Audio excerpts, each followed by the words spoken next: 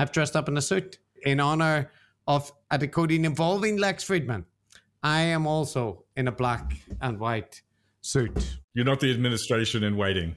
You're not sitting there waiting for the call. Well, I thought, in case anybody calls, I just want to show them I can wear a suit. I'm ready to go. Just give me a buzz and I'm there. On the other hand, you're nibbling some yellow snack while you no, it's an orange. It's an orange. Is it? So, which one of us is going to get the call, Matt? But you are like the genius programmer in his slovenly shirt with like eating oranges at the DEF CON meeting. And he's like, what if I hack it? What if I hack it? That's right. There's all these stuff sitting there, all these generals with medals and stuff. And I'm like, I'm about to blow your mind. There's a countdown coming from the alien ship. So who we're talking about today, someone that we often talk about, or at least has unfortunately came up a couple of times recently, old Lex Fridman. He's done an episode with Douglas Murray, a political conservative pundit who I think it's fair to say Matt and I are not overly fond of. You can go listen to the episode we did on Douglas Murray if you want to hear our opinion on his general output. And this is a long episode that he did with Lex, but in particular, we are focusing on the section on Ukraine, Zelensky, and Putin. It's kind of a follow-up from our recent coverage of Lex and how he framed his interaction with Zelensky, his incredibly self-serving editorial afterwards about all the things the opportunities that Zelensky missed. So this is a kind of follow-up episode to the coverage of his interview with Zelensky. Now, many people might be asking themselves, you guys have already covered Lex. Yeah. We've covered what's his name as well, for that matter. Douglas Murray. Why are we returning to him today? Justify yourself. Because in the coverage that we gave of Lex, we kind of highlighted this way that he frames himself, as an objective, non-partisan, just promoting love and whatnot. And that there is rather clear through lines in his content, which suggests that he is not the non-partisan that he presents himself as. And in this case, this is a very long episode. It's, I think, in total 3 hours and 10 minutes. So Douglas Murray and Lex go on to talk about Gaza and Israel, right? The conflict there, where Murray is extremely polemical in favor of Israel. They go on to talk about the lab leak. They go on to talk about other things. And inevitably, the section about Ukraine will get lost in the mix. And Lex also has this habit of, the way that he presents things. Like, it is not very hard to see, but I think it's something that if you don't isolate it and highlight how often he does it, how often the skew is towards Putin and critical of Zelensky and whatnot, that it might go by some people. So I see this as just part of our Lex Fridman is not a non-partisan love machine.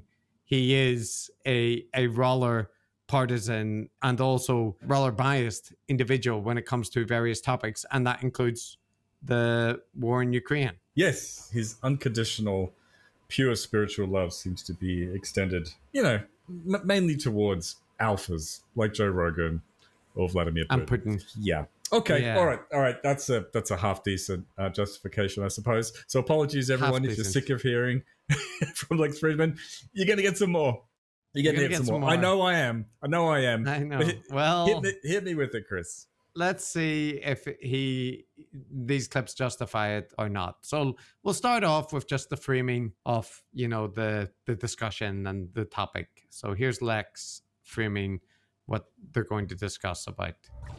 We talk about Russia and Ukraine and about Israel and Gaza. Douglas has very strong views on these topics, and he defends them brilliantly and fearlessly. As I always try to do for all topics, I will also talk to people who have different views from Douglas, including on the next episode of this podcast. We live in an era of online discourse where grifters, drama farmers, liars, bots, sycophants, and sociopaths roam the vast, beautiful dark land of the internet. It's hard to know who to trust. I believe no one is in possession of the entire truth, but some are more correct than others. Some are insightful, and some are delusional. The problem is it's hard to tell which is which unless you use your mind with intellectual humility and with rigor. I recommend you listen to many sources who disagree with each other and try to pick up wisdom from each. Also, I recommend you visit the places in question, as Douglas has, as I have, or at least talk face to face with people who have spent most of their lives living there, whether it's Israel, Palestine, Ukraine, or Russia. Let's try together to not be cogs in the machine of outrage, and instead to reach toward reason and compassion. There is no Hitler, Stalin, or Mao on the world stage today. Plus, there are thousands of nuclear weapons ready to fire. Human civilization hangs in the balance. The 21st century is a new geopolitical puzzle all of us are tasked with solving. Let's not mess it up. Fine words, Chris. Lofty sentiments. Sentiments. I mean, he is a platitude machine, isn't he? Like, he'll never get tired of platitudes. And yeah, I query his position that there are no dangerous bad actors on the world stage today. Yeah, nobody like Hitler, Stalin, or Mao. So it's true to say there's nobody that's generated the level of carnage and global suffering of those individuals, but there's plenty of leaders that are giving a good go of it and have not finished their careers yet. But also that part, Matt, about it's grifters, drama farmers, liars, bots, sycophants, and sociopaths. That is true. All those kind of people are online. I wonder if Lex is talking about, the kind of people that orbit around Joe Rogan and stuff as well. Or would he more be pointing towards the people that are critical of him? I wonder which he's warning people about there. And I also like that, he's got these compliments for Douglas Murray. Douglas Murray is forceful. He's brilliant. He's fearless, genuine Chris. Group person. He's fearless. He was courageous enough to come up to Lex Fridman and disagree with him to his face. That I mean, we talk about the people in Ukraine or whatever being brave, but that's where real courage is at. That's true bravery. But it's also that just if you don't like what Douglas is saying in this episode, like if he annoys you, because you'll hear that he's actually very clear-sighted when it comes to the conflict in Ukraine. Lex is out to reassure you. He's going to have someone else on to balance it up, Mearsheimer type person or someone like that. He's a guy with strong opinions, and Lex is all about balance. That's right. So, but don't worry. This is just the start, okay? I just wanted to play this to highlight, as Matt said, platitudes or lofty sentiments or whatever. There isn't much to be in disagreement with, that you should listen to opinions from different sides. You should look out for sources that are affected by conflict. Speak to people who live in regions, that are affected by ongoing conflicts. All of these are not bad sentiments in isolation, ignoring what Lex actually does. But like, if you took it to heart, what he says, if you did listen to people that live in the theater of conflict in Ukraine, there was very loud criticism of Lex's last interview with Zelenskyy, even though people appreciated him, giving Zelenskyy a platform. But Lex dismissed that as all Ukrainian bot farms, right? So the sentiment is there, but the actual putting it into practice, what he means is not what I think most people would take it to mean. Because if he actually lived by this, his output and behavior would look very different. Yeah. This is why I tend to call them platitudes. So, there was a rather famous recent event where Zelenskyy went to the White House and got into a fracas during a press conference with J.D. Vance and Trump, right? And the Republicans, not even the Republicans, the MAGA crowd were saying he was being disrespectful and that kind of thing. But the majority of sentiment outside of the MAGA cult was that was a horrific performance by JD Vance and Trump, where they were insulting a leader who is facing an invasion of their country. Just, there were a lot of things, right? Now, Douglas Murray was actually there during this event. So he is talking about, Lex asked him about, you were there.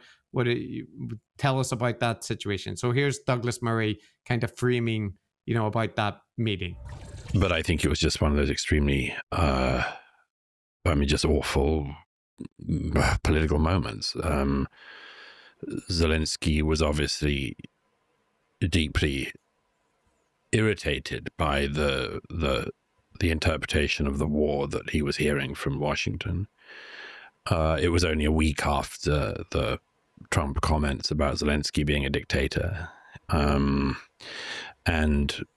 people in the administration implying that Ukraine has started the war. And I think that must be, for Zelensky, a pretty Alice in Wonderland situation to be in.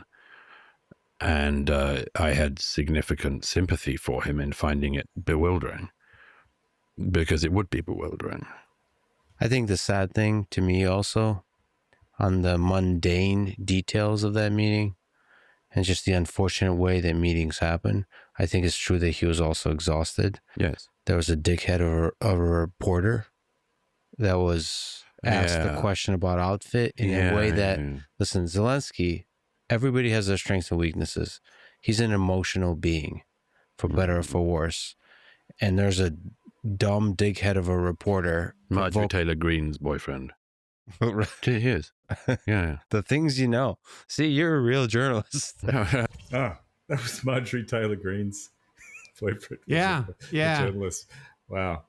How about that? And so this was the thing about the suit, right? I just got to say, Chris, since then, of course, many MAGA nutballs have visited the Oval Office. Most recently, I saw Kid Rock. Yeah, Kid Rock, yeah. Like wearing a literal clown costume, just there bloviating away in the Oval Office. No offense taken. Anyway. And JD Vance went to Greenland and was dressed in a sweater, yeah. Yeah, sweater. So, what, he doesn't have a suit? So, yeah, the double standards. I mean, Elon Musk prancing around, right, in his Doge t-shirts and whatnot. Yeah, so it's absolutely inconsistent standards there. But, the thing is, this is Douglas Murray very clearly saying, this is a bewildering situation for Zelensky because he's having to deal with being called a dictator. He's a person who's been invaded and is now, being treated like the aggressor. So he can understand that this would be a bad situation. Lex brings up, the reporter asking the question. And, Zelensky, Matt, he's got his strengths and his weaknesses, but he's very emotional. I guess that's a weakness. Lex has pointed this out before, right? So, this is Douglas Murray kind of laying it up that he doesn't think really Zelensky is primarily the person to blame here, right? Yes, and Lex, of course, responding with implicitly saying, "Oh no, it actually is his fault because he's too emotional and he reacted." Well, he played a role. Maybe he was tired. Yeah, he played a role, right? And we'll see more of this. But so Douglas Murray goes on a bit, and he introduces this concept of like people from the realm of war talking to people from the realm of peace. So this is important for later. So listen to this. The problem with that interaction, as I saw it, was that that guy asked that, disrespectful question. And I think it was disrespectful. And I'll very quickly say why. I mean, I think that when a man comes from the realm of war into the realm of peace, the people in the realm of peace should have some respect, or at least concession, that the other man has come from the realm of war. And that if you're sitting in a political environment where you talk about people being destroyed and decimated and defenestrated and much more, to a man for whom none of that is metaphorical, I think that's extremely hard to accept.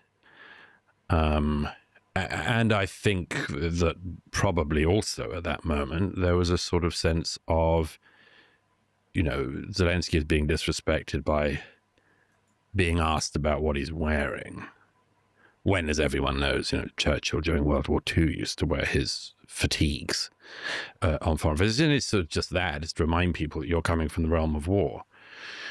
And I think that probably in that moment, one of the things that would have been going through his head would be, but I mean, if this was Putin sitting here being assaulted by a journalist, you'd hope your host stepped in and defended you.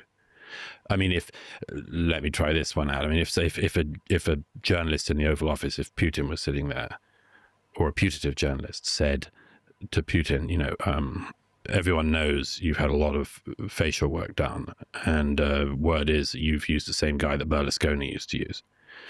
Can you comment on that? You'd say, well, that's a kind of disrespectful question for journalists to ask, and it's a little bit off what needs to be gone over. And it's the same thing with Zelensky with the outfit. Yeah, I mean, well said again. Of course, this is all obviously true, should be true, obviously true to everyone. Like Zelensky with his wartime outfit is so well known. It is ubiquitously understood. The reasons for it are perfectly understandable, perfectly reasonable. As he says, lots of precedents for it.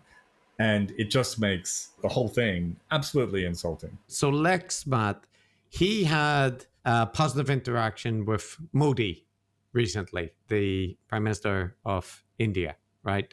Modi praised him on the fantastic interview, right? You might regard it as something of a puff piece, like if you listen to it. But in any case, he got on very well with Modi, right? And with Modi again, he lamented, the online bots and the people online treating him unfairly, and journalists are not doing their job properly, all this kind of thing. Yeah, the thing you speak of is very important to me because I admire great journalism.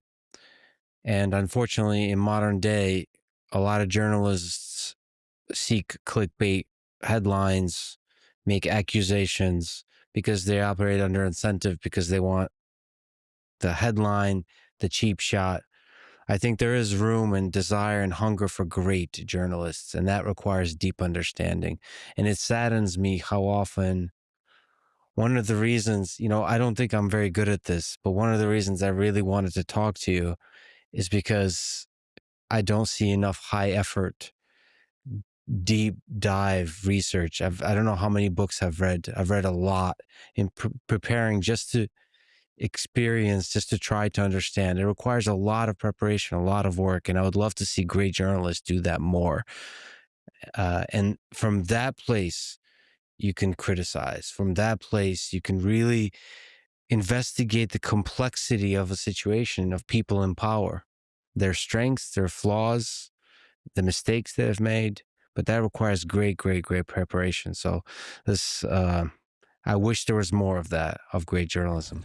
But Modi was much more kind of friendly to Lex than Zelensky was, right? In part because Lex was also not doing the things that he did with Zelensky with Modi, right? Like he didn't suggest that you're corrupt and all these kind of things, right? So there's this element. So he makes a comparison. They talk for a bit about, the issues and why the Republicans have taken against Ukraine, and it being due to people online falling into tribes and seeing Ukrainian flags and liberal profiles and whatnot, and the Republicans reacting against it and all this kind of thing, right? And Lex wants to make a comparison though, because even with that, he thinks there was an opportunity for Zelensky that he missed, and he makes a comparison with someone like Modi. So listen to this. Yeah, so I think the memes can be broken through in meetings like the one that happened between Zelensky and Trump. There could have been real camaraderie. I've seen the skill of that just recently, having researched deeply and interacted with Narendra Modi. Here's somebody who has the skill of, for his country, for his situation, being able to somehow be friends with Putin, and friends with Zelensky, and friends with Trump, and friends with Biden, and friends with Obama. That's very skillful. And that, while still being strong for his country and fundamentally a nationalist, figure Mm-hmm. who's like, very not globalist, not anything but pro-India, India first, nation first. In fact, nation first with a very specific idea what that nation represents. Sure. And that, Zelensky could do all of those things, but have the skill of navigating the Trump room, because every single leader has their own peculiar quirks that need to be navigated. So if Zelensky was a skillful leader like Modi, Lex's pal, he maybe could have seized this opportunity. Or if he understood the psychology like Lex does of world leaders. Now, look, there are lots of issues with Modi's India, arguably sort of blurring the line between religion and the state in terms of this sort of pro-Hindu Hindu nationalism. Hindu nationalism, that's right. So there's a lot of anti-liberal issues, shall we say, that's going on with Modi.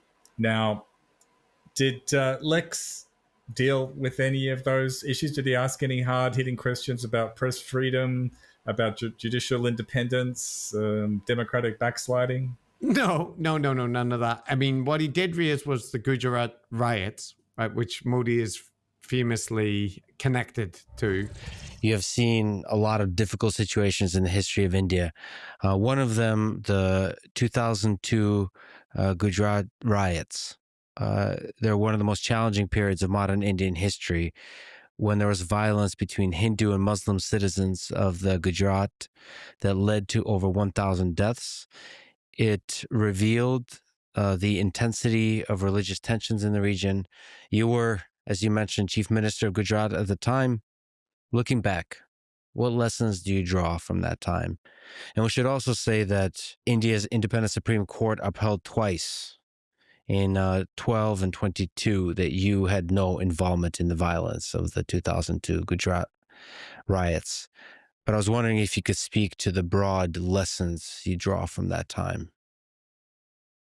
Look, regarding your first point, when you humbly said that you don't know what you're doing, that you're not good at this, I disagree and personally feel you put in tremendous care. You've done extensive research and have dived deeply into every small detail. So I think you've done very well. And all the efforts you put in during our conversation and in all your conversations are appreciated. And rather than simply interviewing me, I feel you're trying to deeply understand India. That's why I strongly feel there's genuine honesty in your sincere effort to uncover the truth. And for that sincere approach, I genuinely congratulate you. Thank you. He did raise them with the framing of the question, mentioning that he had been exonerated twice in the court. So Lex did that for him before he answered. And he did also ask about, the tensions with China and Pakistan. But again, framing it very much in, things have been difficult, but what steps have you, Prime Minister, taken to show, can you say something nice about Pakistan? Can you say something nice about China and whatnot? And, Modi's a polished leader, right? So of course he can. And of course he can talk about how they want peace and they're making all these overtures, right? And Pakistan so far have rebuffed his good faith efforts. China, yes, there was some friction, Matt, along the border, but now things are starting to go back, to agreeable relationships. And, it's understandable that there would be friction when you have these powerful nations and this kind of thing. So it was like that. And in regards like the domestic front, it was more like, Prime Minister, you have been so successful electorally. You're super popular. Everybody loves you. How is it that you are such a fantastic unifying Prime Minister and such a strong leader? Right. So he was probably one of the greatest leaders of the 20th century. You are one of the greatest leaders of the 21st century. Those two centuries are very different. And you have been masterful in the game, in the art of geopolitics. So let me ask you, you have found a balance. So when negotiating on the world stage with super powerful nations, is it better to be loved or feared? It seems like you are a masterclass of being loved by everybody, but everybody knows and feels the strength. So finding that balance. Can you speak to that balance? Yeah. Is it because of your spiritual power?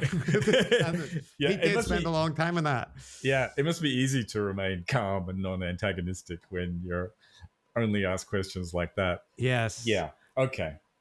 So that's the way it went. Okay. But there you heard. So in this kind of thing I'm playing, you get the underhand denigration of Zelensky. He's not the skillful leader like Modi. That's a real, leader who would manage this situation better that Lex has met recently. Yeah, there were disrespectful comments from a dickhead reporter, but Zelensky is an emotional man, and he was tired from the thing and so on. So there's just always this, like almost every line that Lex says carries with it like an implicit criticism. And if you think that's too much reading into it, there are times where it's not so implicit, it's explicit. So listen to this. We're deeply grateful. And because he, for once, forgot to say that. I think it's not that simple. I think it's not that simple. It's one reason. I think saying thank you, he didn't need to say thank you. That was why that was what Vance leapt in on. He's just picking a thing to leap on. There's a whole energy. You have to acknowledge in your way of being that you have been very Biden buddy with the left for the last 4 years. There's ways to fix that. Listen, these people are complicated narcissists, all of them, Biden, Trump. You have to navigate the complexity of that. And you basically have to say a kind word to Trump, which is like showing, there's many ways of doing that, but one of them is saying, feeding the ego by acknowledging that he is one of the world's greatest negotiators, right? I'm glad we're able to come to the table and negotiate together because I believe you are the great negotiator, mediator that can actually bring a successful resolution to as opposed to have an energy of like, it should be obvious to everybody that Ukraine are the good guys and Russia is the bad guys. There's this whole energy of entitlement that he brought. He forgot that there's a new guy. You got to like convince the new guy that this global mission that this nation is on, this war that is in many ways the West versus the East, that there's ideals, there's whole histories here, that this is a war worth winning. You have to convince them, right? Right. So the main thing, his first point there, was that what Zelensky needed to do was to be a sycophant and butter up Donald Trump, because he has to compensate for the fact that they had good relations with the previous administration. He was too buddy with Biden. Matt. He was buddy. I don't remember Zelensky ever kissing Biden's ass or anyone's ass. It's not what national leaders usually do. They usually express formal thanks and stuff like that, as he did on dozens of occasions for the various aid that's been flowing in, not just from the US, but from all over the world. But he doesn't then go, oh, you've got such beautiful hair. So Lex always, again here, he frames it as they're all narcissists, right? Biden, Trump, they're all, you got to manage them, right? And it's like, well, are they both the same?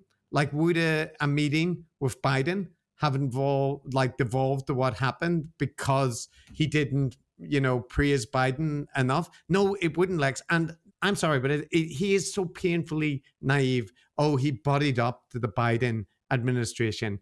He is a wartime leader asking for help. So he has to appeal to whoever is like the governing party. He wasn't on Biden's team. In actual fact, Biden withheld a lot of the military, kind of support that they were asking for until almost the end of his term. So he presents it here almost like, he was campaigning for Biden. And no, Zelensky was very careful. Like when he spoke to Lex, he was very praising of Trump, right? Because he has to be. So it's that notion that like, oh, he just forgot, like he didn't remember that he has to, play nice with Trump. And like, no, he did know that. And also it's like moving the onus of that situation to, it's all down to Zelensky kind of reacting wrongly to, just not managing it correctly. Yeah. He should understand that all leaders are narcissists and you have to treat them like narcissists and praise them incessantly and say thank you to them personally. Otherwise, things are going to go pear-shaped. That is such an insane, distorted view of the truth, right? Because in actual fact, it's just the Trump administration that's like that. Or Putin. Or Putin. If you look at interactions between the various European leaders and the US and other international ones, like normal democratic prime ministers and presidents, no, they don't go like that. They go like the standard meetings that happen in Brussels or in the White House when you have a democratic leader. This situation is special, but he's trying to present it like Trump is normal, like that thing is normal. It's not. He refers to it as an energy of entitlement, right? Now, just to remind everyone, the Trump administration was talking, they wanted to announce that they were going to make a deal to extract the precious minerals from Ukraine in agreement for like helping to continue to support them in a range of peace agreements. So the sense of entitlement was almost entirely coming from the opposite direction, from the Trump administration, which like JD Vance says, have you said thank you enough? Like, and Lex here flips it, that Zelensky went in as the kind of pouting child, like with a bad attitude. Yeah, and it's that, and that notion that he frames it again, Matt. You brought this up in the last content that we covered, that it's like it's the war of Ukraine versus Russia, right? The East versus the West. He actually talks about that Zelensky is trying to recruit Trump and America to his global mission, right? Of the West versus the East, which is just framing it as if Zelensky is on some sort of anti-Eastern crusade. Yeah. Whereas in actual fact, he was the democratically elected leader of a peaceful nation that was invaded on his watch, right? And then everything he's done since then has been a response to that. So again, it's these weird framings which are always in that direction of whitewashing not only the Trump administration, but also making these false equivalences between Trump, between Biden and Putin. They're all reasonable people. They all want what's for the best. Some people are too emotional and entitled. Those people are Zelensky. It's ridiculous. Yeah. So just like Lex presenting himself as above it all. No, when you are framing it as Zelensky went in with bad attitude, he was too stupid and didn't realize the Trump administration was different from the Biden administration. Like, fuck you, Lex. Of course he knew that. And of course he didn't want things to go this way, right? And it was not his sense of entitlement that brought the whole thing down. So it's just, I think Lex's framing have to be understood here. And you can see the contrast with Murray, right? So this is Murray kind of responding to that point. And then Lex asks him, and I really enjoyed this because Lex asked him, could you make the case that Putin is a dictator? And Murray does a good job of answering that. So I want to hear that. Yeah, no, sure. And he obviously failed on that occasion. But as I say, it must be bewildering to have landed in a place where people were seriously talking about Ukraine starting the war. Right. And Zelensky, not Putin, being the dictator. I did the front page of the New York Post the day after the president's comments on that, saying that, the big picture of Putin, just saying, right, this is a dictator. And, I think that people can be live enough to be able to recognize that, you can make criticisms of Zelensky or the Ukrainians, but it doesn't mean you have to fall full Putin. And again, unfortunately, a lot of people in our time don't have that capability. Can we go right into it? What is your strongest criticism of Putin? He's a dictator who's very bloody, as repressive as you can be of political opposition, internal opposition. He's kleptomaniac of his country's resources, has enriched himself as much as he could, as he has with the cronies around him. He's not just acted to destroy internal opposition in Russia, but has gone to other countries, including my own country of birth, and killed people on our soil, using, as it happens, weapons of mass destruction. The use of polonium in the center of London, not good. Lex's naivety, like, it's like weaponized naivety, we've called it before, because it's always, it's not like in one direction. If it was pure naivety, you'd be naive about everything, right? But it's like a conspiracy theorist, right? Who's hypercritical, hyper skeptical of particular things, and then totally accepting of others. Lex is like that. This naivety is always pointed like, I don't understand why you're saying Putin is so bad. I mean, can you explain that? Doesn't he love his people? Like, hasn't he ever read a newspaper? Like, does he, like the stuff that like Douglas Murray is doing a good job. We have to hand it to him. But yeah, the stuff he's listing off should be common knowledge to everybody. It's not. Yeah, it's not secret information that, or like only a journalist. Even that point, Matt, the Marjorie Taylor Greene thing, where Lex is like, only a real journalist would know that, factoid. I knew that factoid. I knew that factoid. But Lex acts like, how could anybody have heard that? That was literally, very common in the coverage. If Lex had read anything in liberal sources, he would have likely come across it. So I did enjoy this bit because it was a bit like having a cathartic British man deliver responses to Lex that you would like when he's, going in one of his monologues. And there's a bit where they talk about elections. And the way Lex framed it, especially in the discussion with Zelenskyy, implying that Ukraine is the anti-democratic country, right? Because it's not holding elections during a war. And Murray, responds to these points. This is him still talking about Russia, though, at the start. Yeah, I mean, that's just for starters. What do you make for, do you think he's actually popularly elected? No. Do you think the results of the elections are fraudulent? Yes. I mean, do you think it's possible that it's just that the opposition has been eliminated and he is legitimately popularly elected? It definitely helps a chap if he's killed all of his opponents. Something about using the term chap in that context is just marvelous. But I know. I mean, seriously, if people are worried about, this is another of the sort of slightly Alice in Wonderland things recently about Zelenskyy, as people are saying, why hasn't he's a dictator because he hasn't held elections during a total war of self-defense, and it's like, well, if you're really, really passionate about free and fair elections in that neck of the woods, you'd at least notice that Russian elections are not free and fair in any meaningful sense.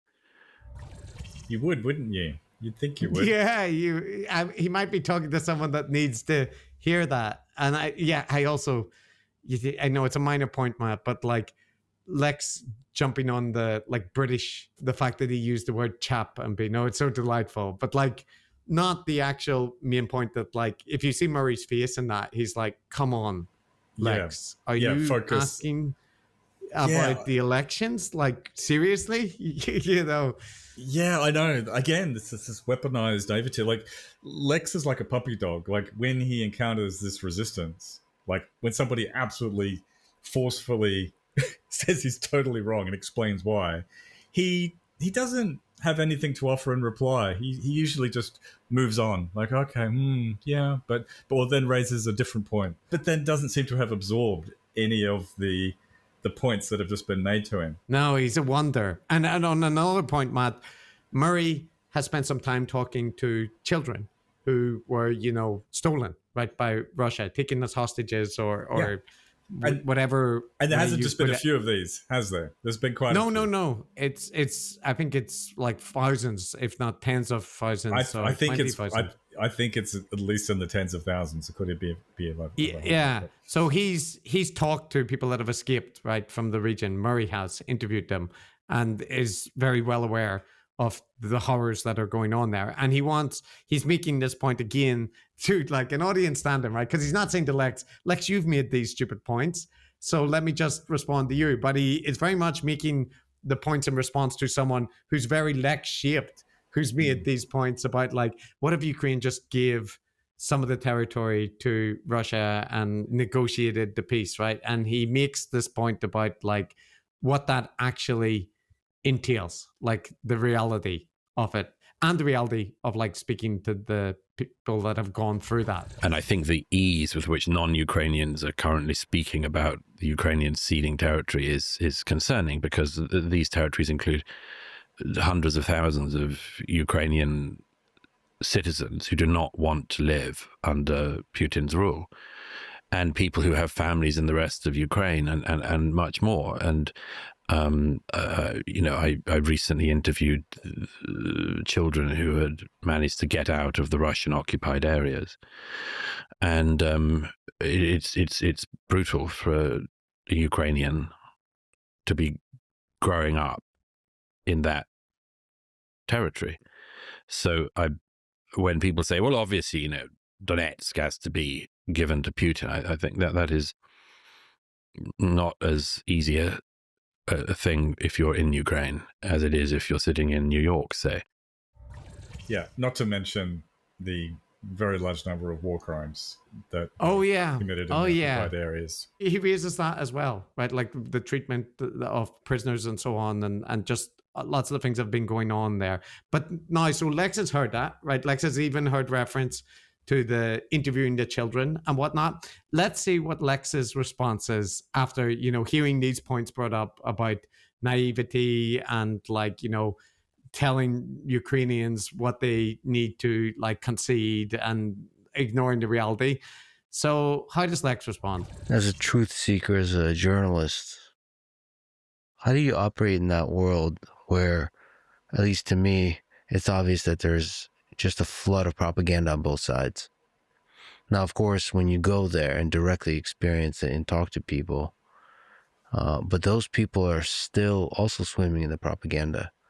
So unless you witness stuff directly, sometimes it's hard to know. Like I speak to people on the Russian side, and they're clearly, first of all, hilariously enough, they almost always say that there's no propaganda in Russia.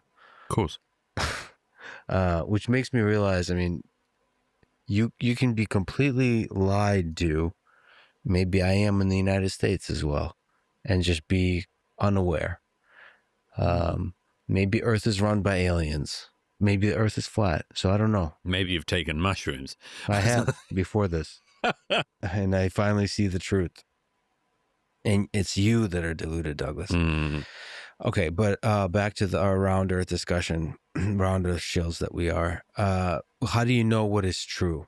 You can tell it when the bare facts become not true. Like you can tell it when somebody is willing to claim that everything caused the invasion of 2022 except for Vladimir Putin invading Ukraine. Yeah, so Lex there is like the strong implication that Lex is attempting to make there is that, these reports of, whatever it is, it could be that the people in the occupied regions would prefer to be part of Ukraine. It could be massacres of civilians. It could be abducted children, indoctrination camps, that kind of thing, treatment of prisoners, you name it. Yeah. But, there's so much propaganda. On both sides. On both sides. We hear a lot of, anti-Ukrainian propaganda too. Who can say what's real unless you actually see it for yourself? You can't really know, can you? And even then, people might have been confused. They might have been, swallowed the propaganda. Yeah, you can't believe what anyone tells you either, because, they could have swallowed. Like, he sounds just like a flat earther there, because that is the flat earther credo, who are also naive chumps who fancy themselves as critical thinkers. And they also say you can't believe any kind of third-party information of any kind, because it all could well be propaganda and misinformation. You can only believe stuff that you can see with your own eyes. And it is a really dumb response to the real issue of misinformation and propaganda. Like the real issue is the adults' approach is to, a bit like what Douglas Murray said, use your critical thinking, assess whether or not things are plausible, are in keeping with like verifiable facts of various kinds, and check for coherency. And it's pretty easy to tell propaganda apart from the alternative if you do that. But Lex is incapable of doing that. And there as well, there was a telling point for me that Lex said, the people that he talks to in Russia, almost all of them say there's no propaganda in Russia. That's not the impression I've got from Russians, Matt, in general. Like my notion of Russian people, and I don't have family and whatnot in Russia, is that they're very well aware that their government makes use of propaganda. Now, yes, there are nationalists and there's control of media and whatnot, right? So like the presentation of the war is like strongly controlled in Russia, but like Russians in general strike me as like pragmatic people who are quite well aware and have a whole bunch of phrases and whatnot in all the books I've read about like Russian history, that they're skeptical of like government control of media and official narratives and whatnot. And they might then extend that to other countries, like every country is lying or what, not to the same extent. But Lex's presentation that Russians in general don't think that they're being propagandized to, like that just suggests to me that his network is either like unusually nationalistic or strangely credulous. My read on that is it's simply a throwaway line because it fits in nicely with his both sides kind of, everyone thinks that they're right. Zelensky thinks he's in the right. Putin thinks he's in the right. People on different parts are basically are living in their own little worlds of disinformation. So who can say? We should have more universal empathy and love and understanding to sort things out. You have to remember the point though, where he said that like he has these networks in Ukraine as well, right? And everybody in Ukraine told him his interview with Zelensky, all the interpersonal feedback he got was that it was great and that he's doing the right thing and he's helping, right? Well, I don't believe that either. But. Yeah, but so that's the thing is like either Lex is like lying or he has extremely skewed networks, because it was very easy. He presented as Ukrainian bot farms, but you could see actual Ukrainians, known famous Ukrainians criticizing him online who are not Ukrainian bot farms. You could see, political pundits and commentators and whatnot. Like and it wasn't Russian dissidents as well. yeah.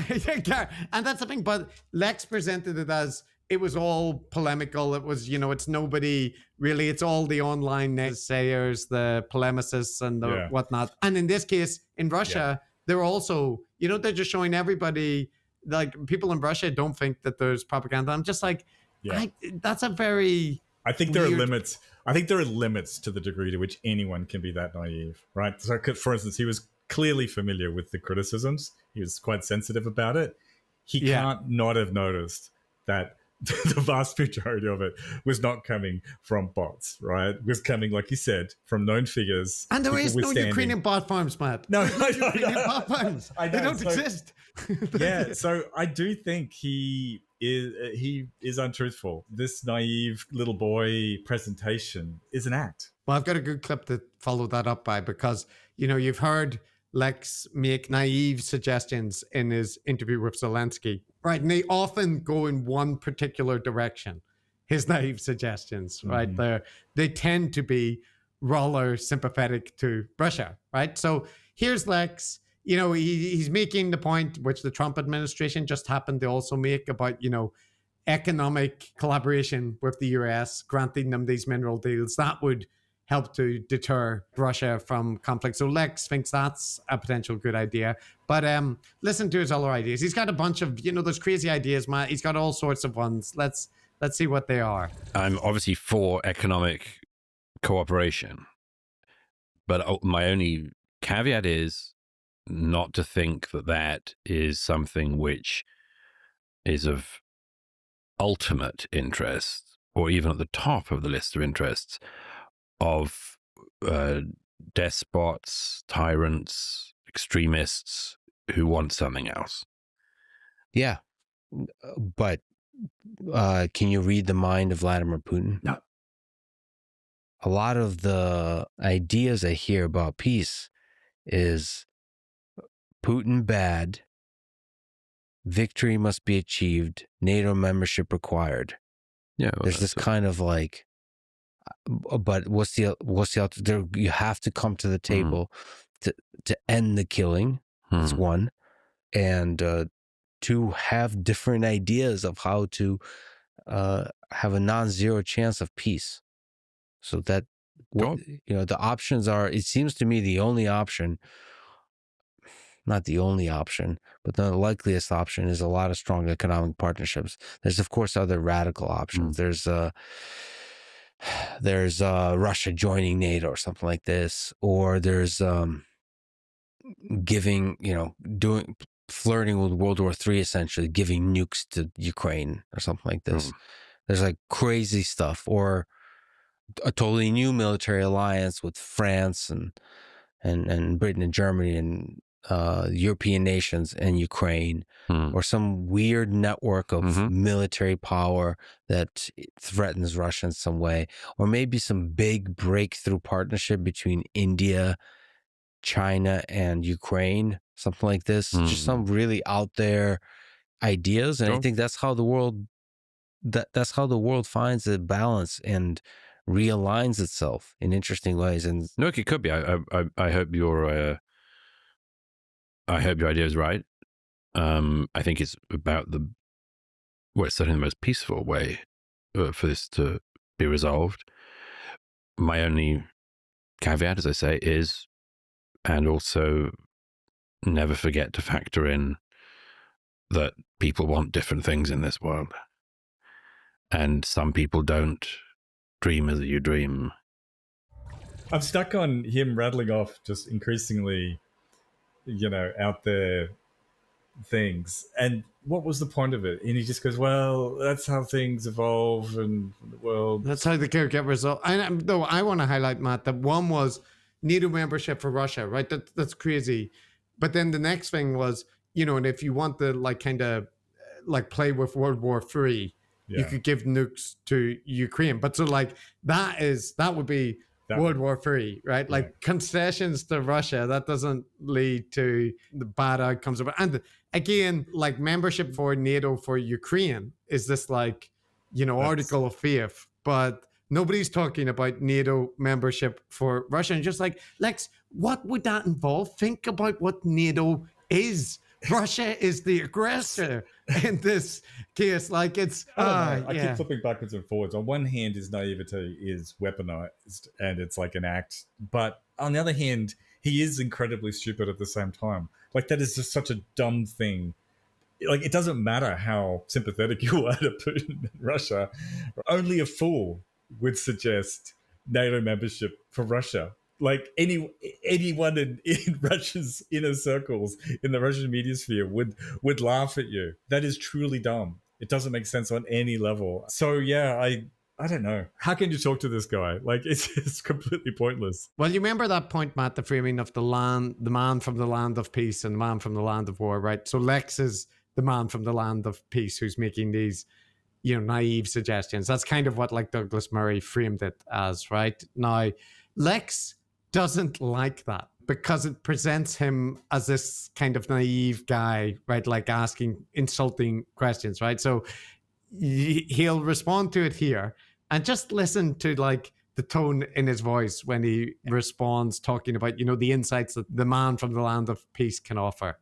It's extremely hard the way in which outsiders come in and others who haven't seen what you've seen or gone through what you've gone through and say, it's time to get around the negotiating table and just, you think you didn't see what I saw, you didn't go through what I went through.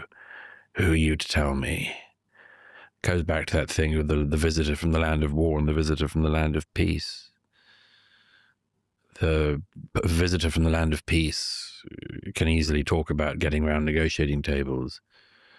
But the visitor from the land of war has seen other things, and it's very hard for somebody who hasn't seen it to tell the person who has that they should act differently. And the sad thing about humanity is both the person from the land of peace and the person from the land of war are right. Yes, so that's a struggle. That's definitely a struggle. It's like asking somebody to forgive. I've seen that at a lot of ends of conflicts. People say, the important thing is that we forgive and move on. And then the other person says, your child didn't die of shrapnel wounds. I forgot this is the build up to that clip. So you heard the initial thing there of, but the important thing is like they're both, the man from the land of peace is also right? That wasn't Douglas Murray's point. No, it was not. No. Always with the equivalences. Very, very into the equivalences. Mm-hmm. Yes. So you're going to hear now Lex's proper reaction to that point, right? He expands it a little bit. So this is the clip that I wanted to get to. Yeah, this is, I got a lot of heat for an interview I did with Zelensky. By the way, people privately, the people that message me is all love and support. Even the people that disagree in Ukraine, soldiers, people online are ruthless. They're misrepresenting me. They're lying. People online are ruthless and misrepresenting and lying? Yeah. Good God, Lex. You discovered a new phenomenon. I'm a real radical intellectual. Nothing misses your eye. I see the truth and I'm unafraid to point it out. No, there's a degree, this idea that you need to compromise with the person, with the leader of a nation you're at war with, and in so doing, to some degree, are forgiving their actions. Because the actual feeling you have is you want it to be fair, and the definition of fair, when you've seen that much suffering, is for him and everybody around him, and maybe even all of the people on the other side, to just die because you've seen too much suffering. But the other side of that is, yes, there's children that have died, but you coming to the negotiation table, other children from dying. Yes, of course. And so there is just, you had this kind of way of speaking about it, embodying that perspective, that it's naive to say to come to the negotiation table. And it is for a person from the land of war, but the very smart, intelligent, and not naive person from the land of peace that is often right in some deep sense about the long arc of history, for them it is the right thing to come to the negotiation table to end the more killing. The very smart guy who's not naive at all from the land of peace. The smart, intelligent guy who's not naive and is often proved right by the arc of history. Like, fucking hell, Lex. He's such a child, but he's such a child. Because, the thing that he continues to ignore there, and Douglas Murray is going to respond to this, is he's acting like Zelensky has no interest in peace. He's just as he said earlier, he's an emotional man. He just wants Putin to be punished and Russians to die because of the conflict. So he can't, take the steps necessary to end the conflict. And you're like, no, Lex, Russia is invading Ukraine. It could end it at any minute by withdrawing its forces. Yeah. It's not Zelensky that is feeling this challenge. It's Putin at every step of the way. That's right. And even in the most recent peace initiatives, Russia never stopped bombing, never stopped dropping missiles at Kiev and everywhere. They were even hitting the hotels in which the European delegates and stuff were there, who said it's very difficult to conduct there was supposed to be a ceasefire, but it's Zelensky that's standing in the way of it, is he? That's the problem with Zelensky. But, Matt, there's a little bit more about Zelensky because, like Lex said, at the long arc of history, the insightful, wise, non-naive man from the land of peace, whoever that is, right, whoever that could be referring to, he might be vindicated by the events of history. As for Zelensky, or someone in the shape of Zelensky, maybe history will have a different take on him. So listen to Lex's headcanon on, what happens in the far future when people look back on the Ukrainian conflict. I think the sad thing about successful wars, at least in the modern day, is it takes a great military leader, which I would argue that Zelensky really unified Ukraine in this fight in the beginning of the war. Mm-hmm. You have to be that And like you said, after you amass the army and have military success, to be able to step back and make peace. Those two just don't often go hand in hand, because again, as a wartime leader, especially one who's seen the suffering firsthand, walking away is tough, especially also combined with that, just the realities of war, where there is probably corruption, that there is things, once the war ends, there has to be investigations, because the war wasn't won. You might not turn out to be, when history looks at it, the good guy. And a leader always wants to be the good guy. So there's just all psychological complexities and you look at this whole picture, in the basic sense, if you want Ukraine to flourish, if you want humanity to flourish, you just ask the question, okay, so what is the thing I would like to see? It's pretty clear the thing that Lex would like to see. So let's make sure I haven't forgotten anything, Chris. So he puts together a few things there. First of all, Zelensky, he concedes, good wartime leader at the beginning. Like Churchill. Yeah. But the problem with the wartime leader is that they develop a kind of a lust for war. And power. It's hard for them to then step back and say, hey, what about peace now? Let's just ignore the fact that Zelensky and everyone has been saying repeatedly, withdraw from Ukraine, you'll have peace immediately. Just literally stop firing, stop fighting, and it will be done. No, Zelensky is somehow making the war continue. And the other motivation he's got is that there has been corruption, and this stuff is going to be investigated. Like when the war stops, there's going to be a reckoning. And Zelensky doesn't want that. So he's got a motivation to just keep the war going indefinitely. He might turn out to be the bad guy, Matt, and leaders don't like to be portrayed as the bad guy after the investigations, because there has to be investigations into the corruption. This is like the MAGA alternative reality universe, right? Where it's all about the laptop or the emails or something, and it's not about any of the actual real things that are existing in the world that are actually relevant to the question. Worth noting that whenever this was floated for a while in MAGA world, that Zelensky is the obstacle. Zelensky said, I'll step down. If Putin agrees to a ceasefire, I'll happily set down, right? If the US does. So what happened to his lust for power, Lex? He was willing to give it up. Has Putin said that he'll step down, right? No. So Lex is framing, just again, it's always presented as he's, considering the best path out of peace. He's trying to think about things from different angles, but his different angles are always the same angle. It's always unflattering to Zelensky. He's potentially corrupt. He's an emotional man. He went in with a sense of entitlement. He's refusing to negotiate. He's not the leader that can bring about peace. Putin, on the other hand, misrepresented. He had genuine grievances. He's loved by the people of Russia.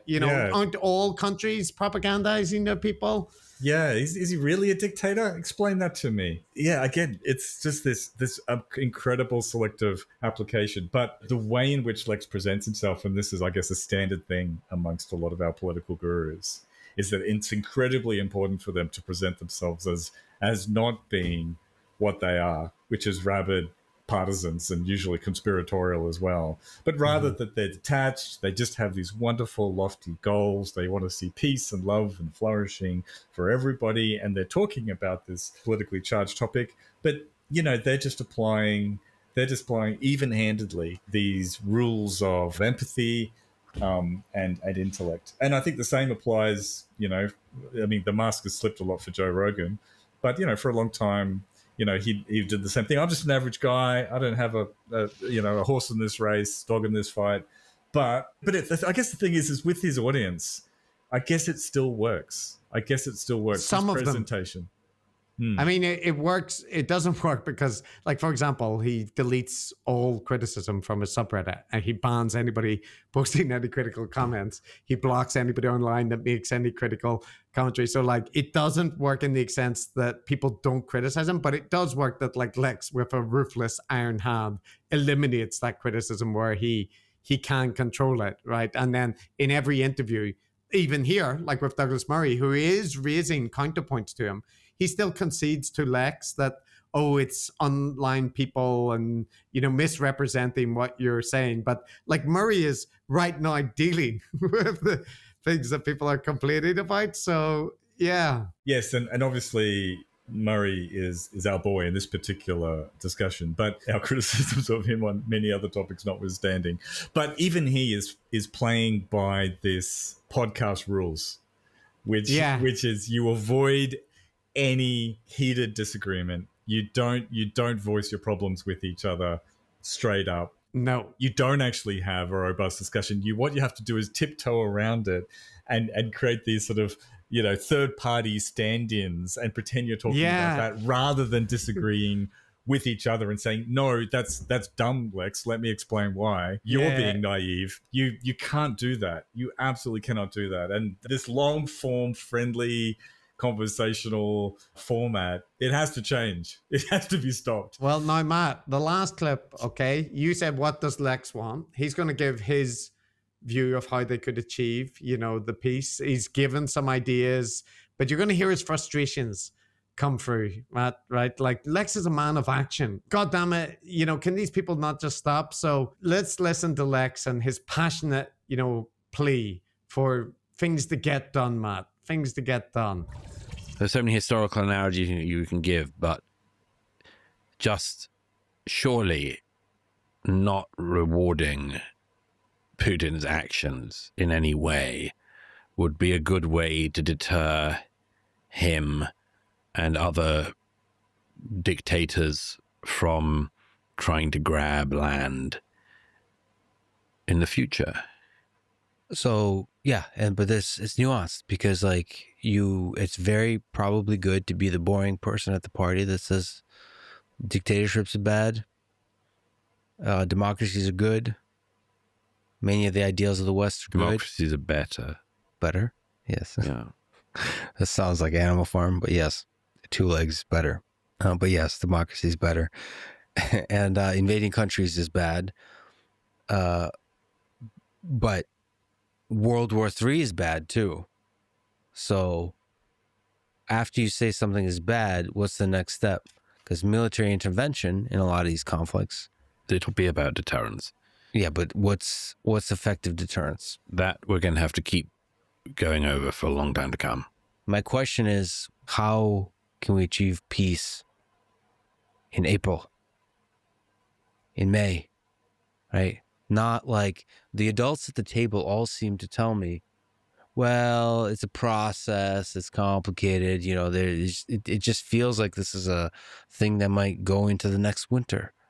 And there's still maybe initial ceasefire, and the ceasefire is broken, and there's more people dying. Sure. And it's that mess.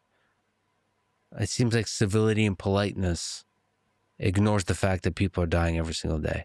I mean, of course, like we were almost everybody, not everybody, but almost everyone would like the killing to stop immediately. Of course. No, I think that is the boring thing at the party. Yes, but they don't say it often enough. Not often. There has to be a frustration. More. There has to be a frustration. I don't understand why Putin, Zelensky, and Trump can't just meet in a room together without signing anything. Leaders meeting and discussing, and the human connection. There's so many layers of diplomats. It's the problem I have with the managerial class. They schedule meetings really well. Sure. They don't get shit done. And I would love it if people got shit done. So the soldiers get shit done. They're fighting the reality of the war. And then the leaders have the capacity to get shit done on the scale of nations and geopolitics. But these diplomatic meetings, and that's such an odd thing. So yes, you can hear his anger, frustration, or whatever you want to call it, coming through there. But the thing that he's so angry about is that he seems to think that if you just could get these three people in a room, they maybe had a couple of drinks, played a round of golf or something, then they could nut this out. They could sort it out. Matt, Zelensky was in a room with fucking Trump and JD Vance, right? Not even the people invading. And the conversation broke down. The people that are meant to be his allies. Yeah, like, again, the naivety is just amazing. Like, in his alternative reality that he lives in, right? This war has come about through a kind of a misunderstanding, right? Everyone wants the best for their countries. You know, some mistakes were made. There's been a misunderstanding. We've accidentally had this invasion of Ukraine. Yeah. And, you know, everyone wants it to stop. Like, nobody likes the killing, including Putin. You know, it's probably breaking Putin's heart, the number of Russian casualties. You know, he would love it to stop too, but he's prevented from doing so just by the layers of diplomats and the protocols and all of this managerial and Zelensky's stuff. emotions. And it was not to mention, emotions. We all know about the problems with Zelensky. He's got his own reasons, right, for wanting the war to go on. He's just such an idiot, just a dummy. Sorry. And the bit that's frustrating about this, Matt, is like, you have to bear in mind who this is. Like, this is Lex Fridman, the guy that does podcasts, mostly with the Rogan sphere. Recently, he's done interviews with, like, you know, world leaders and whatnot. But hard-hitting interviews, they are not. They are sycophantic, except with like a select few like Zelensky, right? And all Lex does is sit and blather and talk about how much he loves peace at the same time that he's on Twitter talking about how great Doge is, heading to the inauguration of Trump and all this kind of thing. And you're spending, you know, the Thanksgiving with the Kushners, but acting like he doesn't have any, you know, particular bias in it. So all he does, he's not a man of war. He's not a soldier on the battlefield. He's a heterodox podcast millionaire who shills supplements and has indulgent conversations where he says, what if everybody just sat down and came together and talked it out? And then hints that, like, Zelensky is a corrupt politician who's extending the war. Like, that's all Lex does. And yet he presents himself as if he's fucking Mahatma Gandhi or Martin Luther King or something. There. And he's there not. working away for peace and justice all the time. I know he's not. It's just, it is amazing.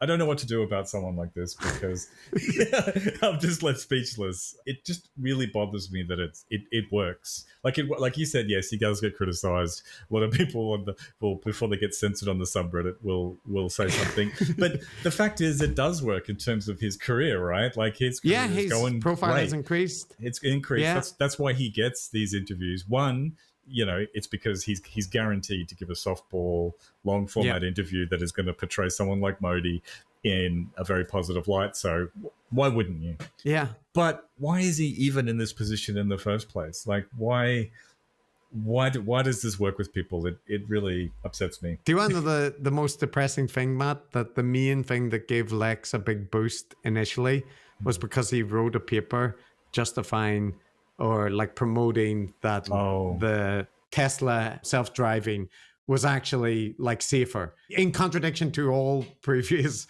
studies. Right. Like, That's you know, right. the attention.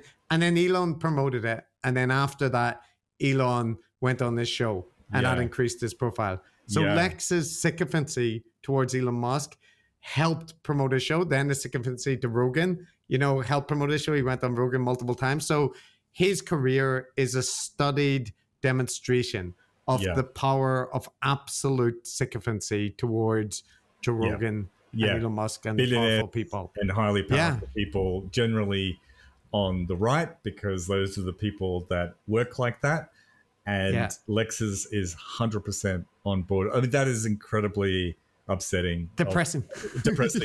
Like these billionaires minting new influencers that then go ahead and spend their entire careers, you know, rationalizing and justifying their benefactors' policies.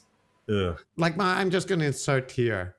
Lex played Joe Rogan a song that he had written for him on one of his appearances.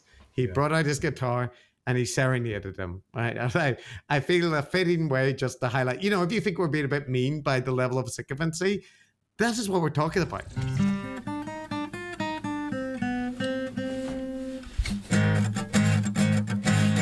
This is the stupidest thing I've ever done. So this is a story, okay? In the desert, I met a man with an eagle perching on his hand, and he asked me, son, what can I do for you? Definitely the stupidest. Father, I said, I'm looking for the meaning I should be living for. He put a finger to my lips, said, shh, let the old man speak. They call me Brian Callahan. In this cruel world, there is a man you should listen to as you journey on through life. His name is Joe Rogan. Joe Rogan. Shoulders for days and a really wide back. Joe Rogan. Joe Rogan. Barrel of snakes for a back. Then he mounted his horse and he looked to the sky and he rode to the sunset with a tear in his eye. And the legend goes, the old man rides on, singing the words to this terrible song. Joe Rogan, Joe Rogan, shoulders for days and a really wide back. I already regret this. Joe Rogan, Joe Rogan, a barrel of snakes for a bag. You fucked up. You should have never done that song. It was terrible. Right, that's what we're talking about. Somebody writing, it's something that people usually reserve for their high school crush, right? And Lex is doing that on a podcast platform, you know, going out to millions of people, and yet it didn't hurt his career, right? He continued to flourish. It should be incredibly embarrassing for a grown man to be serenading another one about how wonderful they are, and yeah, you know, there we have it. That's a good note to end on. Thank you, Chris. I thought listening to this would upset me, and I was right. It's probably upset the audience. I'm sorry. It's Chris's fault. He does this. It is what we look. I'm right. We got. I mean, I'm not right. We could ignore this, but I feel like it's worth highlighting. This is what Lex is doing, like week in and week out. And I also want to highlight that, like Matt said, you know, Douglas Murray in the rest of the interview, he goes on extremely polemical. He, you know, talks about the lab leak and whatnot, and he speaks with the same level of certitude when he's, you know, promoting whatever position that he speaks on. So here, like, it's cathartic to hear him, you know, kind of pushing back at Lex. But this doesn't mean that Murray is like you know, he's got a reasonable take on Ukraine, but that's such a low bar. But you shouldn't think from this that Douglas Murray is a reliable voice, you know, in the wilderness. It's just like in comparison to Lex on this issue. On this topic. That's right. Yeah, he's good. Right. Like he is good. So, you know, I want to make that clear that like this is not a broader endorsement of Douglas Murray's output, because he's just as guilty as Lex of like being a polemicist. Yeah, you could have just as easily had Konstantin Kisin here talking to Lex, and he probably he may well have done a similar job and wouldn't make me like him anymore. But yeah, in this context, he did speak for a lot of us. Okay, thank you, Chris. Well, no, fuck you, Chris, and fuck Lex too. Yeah, thank you very much, Lex. Thank you very much. See you again soon. Ukrainian bot farm over and out.